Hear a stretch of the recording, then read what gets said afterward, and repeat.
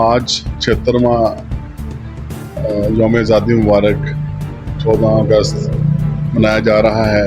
میں تمام دوستوں کو مبارکباد پیش کرتا ہوں، اور اس کے ساتھ ساتھ میں یہ کہ پاکستان کی حفاظت فرمائے، اور یہاں پر کلمے کا نام جو بھائی نے لیا تھا صاحب نے، وہ نظام رائج ہونا چاہیے، اور نبی صلی اللہ علیہ وسلم اور اللہ تعالیٰ کے جو فرمودات ہیں اور احکامات ہیں ان کی ہمیں پیروی کرنی چاہیے۔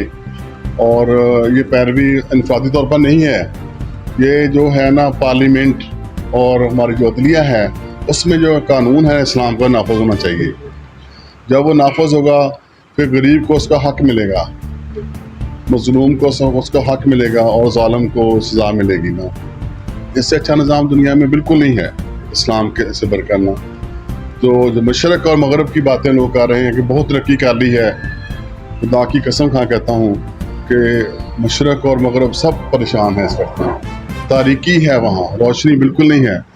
روشنی جو ہے وہ اللہ تعالیٰ کے احکامات اور قرآن پاک کی جو تعلیمات ہیں ان کو اپنانے سے مل سکتی ہے، اور کوئی راستہ ہمارے لیے نہیں ہے۔ تو سب دوستوں سے گزارش ہے کہ ہم اپنے اللہ تعالیٰ کے جو احکامات ہیں ان کی پیروی کریں، اور تاکہ اس ملک میں اسلام کا نظام آ سکے اور وہ بلا ہو۔